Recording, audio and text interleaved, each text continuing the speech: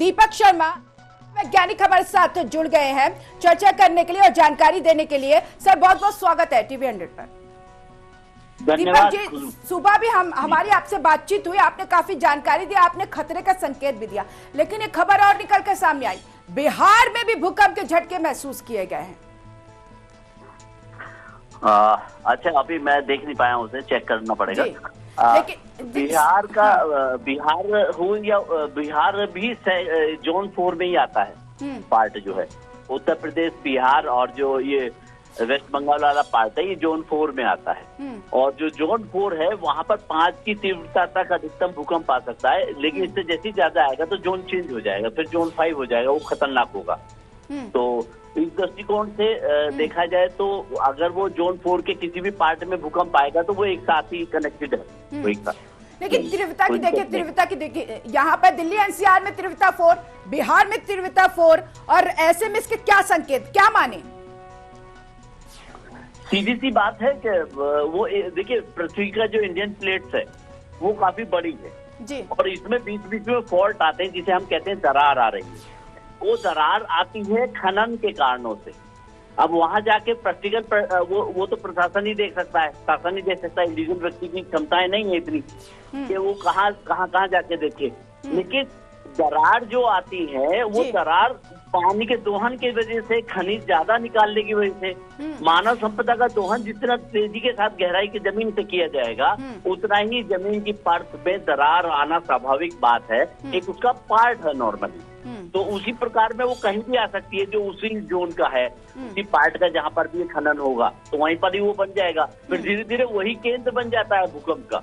जी मैं बिल्कुल, देखिए क्या प्रकृति के साथ छेड़छाड़ हो रहा है, ये वजह भी मान सकते हैं जो भूकंप के झटके महसूस किए जा रहे हैं, क्योंकि 2023 में भी कई बार दिल्ली एनसीआर में भूकंप के झटके महसूस किए गए, लेकिन उतनी तीव्रता नहीं है। अब की बार की अगर बात करें तो बहुत ही ज्यादा महसूस किया गया और आवाज के साथ महसूस किया गया।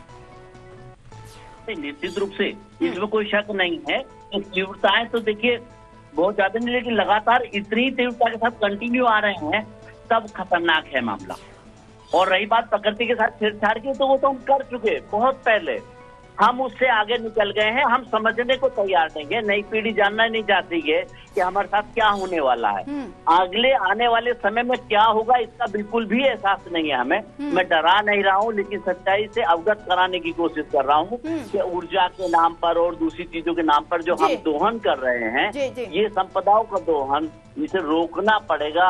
अगर नहीं रोकेंगे तो वो जल्दी आ जाएगी वो चीज जो नहीं आनी चाहिए, जिसकी हम कल्पना नहीं करना चाहते। दीपक जी, हम चाहेंगे आप हमारे दर्शकों को बताइए कि कितनी तीव्रता तक का भूकंप हमारे लिए सेफ है, और आगे अगर बढ़ता है तो ये किस चीज का संकेत है, हमें कितना सतर्क रहना चाहिए? देखिए, मैं इतना बता दूं आपको कि पृथ्वी जब मूवमेंट करती है तो कंटिन्यू 2 की तीव्रता से हम लोग कंपन में रहते हैं हमेशा, चाहे वो ऑपरेशन थिएटर में हो चाहे कहीं पर भी हो। सामान्यतः पृथ्वी 2 की तीव्रता तक तो मूवमेंट करती ही रहती है 24 घंटे। लेकिन जो टेक्टोनिक प्लेट्स है जब पीछे हटती है और फिर आपस में टकराती रहती हैं, क्योंकि वो जो मेन प्लेट है जिसमें इंडियन प्लेट हम है, जिसमें भारत है, इंडियन प्लेट और समुद्र का वो हिस्सा है, इंडोनेशिया का वो कॉर्नर पार्ट है, तो वहां पर 3 से 4 तक की तीव्रता सामान्य मानी जाती है, 3 से 3 साढ़े 3 तक की। लेकिन जैसे ही इससे ऊपर ज्यादा शुरू करते हैं हम लोग और तो वो और खतरनाक हो जाती है। अगर आपने ध्यान दिया, अगर आप कोई गाँव में रहते हो या आप गाँव में रही हो कभी, तो आप देखेंगे कि हर गाँव में एक खेड़ा होता था, होता है अभी। उस गांव का उस कॉर्नर पार्ट को कहते हैं जहाँ पर पहले कभी खेड़ा पलटा हो। पलटे का मतलब वही है कि 100 साल पहले 8 की तीव्रता पे कभी भूकंप इस तरह का आया हो कि वहाँ भूकंप में धरती फट गई हो और पूरा गांव उसमें समा गया हो। अब फिर उसे टीला के रूप में देखते हैं। अगर आप अपने गाँव में अपनी इमेजिन करें तो हर गाँव में एक ऐसा टीला या इस तरह का खेड़ा शब्द इस्तेमाल किया जाता था। उत्तर प्रदेश की बात मैं कर रहा हूँ क्योंकि मैं उत्तर प्रदेश से हूँ, तो उसे कोई और शब्द लिया जा सकता है। तो वो पहले भी होते रहे हैं, और अगर हम नहीं समझेंगे तो फिर यहाँ पर दोबारा से इसी तरह से मिटते रहेंगे, बनते रहेंगी चीजें। प्रकृति का एक पार्ट है। ठीक है सर, एक और बड़ी खबर मिल रही है, उसके बाद आपके पास लौटेंगे और कारण जानेंगे। तो एक और बड़ी खबर, यूपी और हरियाणा में भी भूकंप के झटके महसूस किए गए हैं। ये बड़ी जानकारी बांग्लादेश में भी भूकंप के झटके महसूस किए गए। देखिए लगातार यहाँ पर पहले दिल्ली एनसीआर, फिर बिहार, अब बांग्लादेश और यूपी में भी, हरियाणा में भी भूकंप के झटके महसूस किए जा रहे हैं। लेकिन अब ये अंदाजा लगाया जा सकता है कि सिर्फ दिल्ली एनसीआर ही नहीं, भारत के कई ऐसी जगह है, कई ऐसी शहर, कई ऐसे राज्य है जहां पर भूकंप के झटके महसूस किए जा रहे हैं और धरती थर थर कांप रही है, लोग डरे हुए हैं। ये क्या संकेत है सर? दीपक जी, अभी तो देखिए दिल्ली एनसीआर था, अब धीरे धीरे अन्य राज्यों से भी खबर निकल कर सामने आ रही। ऐसी क्या हमसे गड़बड़ी हुई है, ऐसी क्या प्रकृति के साथ छेड़छाड़ हुई है जिससे पूरा भारत हिलता हुआ नजर आ रहा है?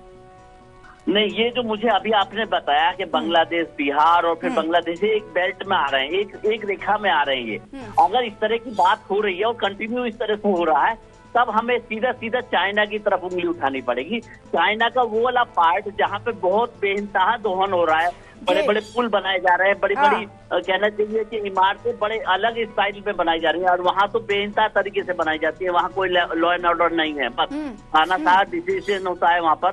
और उसकी वजह से जैसे कि अभी ब्रह्मपुत्र जो नदी है उसके ऊपर पुल बना रखा है उसने, अगर गलती से वो टूट जाए, वो गलती उसकी चाइना की होगी और नुकसान हमें भारत को झेलना पड़ेगा, इसमें कोई शक नहीं है। तो बांग्लादेश हो या भारत के कोई भी राज्य हो, ये सारे जैसे ही हिमालय के उस पार्ट की तरफ जाते हैं, तो वहाँ जिस तरीके से दोहन, जिस तरह की ऊंची चीजें बन रही हैं, तो लगता है कि मानवों को ध्यान में न रखते हुए एक बड़ा संकेत दिया सर, एक बड़ी जानकारी आपने दे दी। पहले तो ये माना जा रहा था कि भारत में रहने वाले लोग प्रकृति के साथ छेड़छाड़ कर रहे हैं और यही वजह है कि भारत की हर एक धरती हिलती हुई नजर है। लेकिन आपने ये संकेत दे दिया कि चाइना में बहुत ज्यादा निर्माण है, उसकी वजह से भारत की कई धरती कांप रही। तो ऐसे में क्या कदम उठाना चाहिए, क्या कुछ बातचीत होनी चाहिए?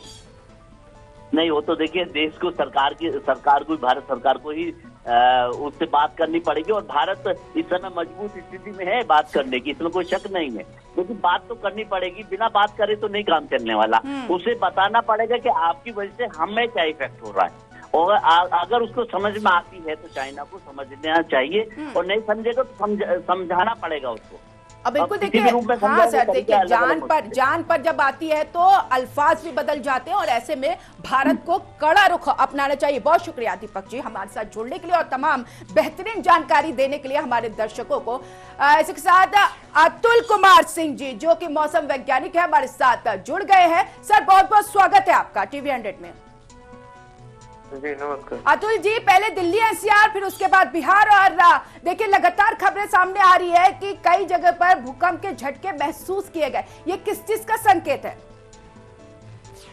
देखिए, अभी ये भूकंप तो एक प्राकृतिक घटना है और ये होती है। अभी जो दिल्ली एनसीआर में हुआ है, दिल्ली एनसीआर और उससे लगे हुए पश्चिमी यूपी और आसपास के इलाकों में जो दिखा है वो मॉडरेट कैटेगरी का भूकंप था। इसका मैग्नीट्यूड जो है, परिमाण, वो 4 था, और ये आज 17 फरवरी को सुबह 5:36:55 पर दिल्ली में था। इसकी एग्जैक्ट लैटिट्यूड और लॉन्जिट्यूड 28.5 डिग्री नॉर्थ और लॉन्जिट्यूड 77.16 डिग्री ईस्ट था, और इसकी जो डेप्थ थी वो 5 किलोमीटर जो इसका उत्पत्ति का केंद्र था। इस वजह से पश्चिमी उत्तर प्रदेश, दिल्ली एनसीआर से लगे हुए पश्चिमी उत्तर प्रदेश और आसपास के इलाकों में जो है वो झटके महसूस किए गए। जी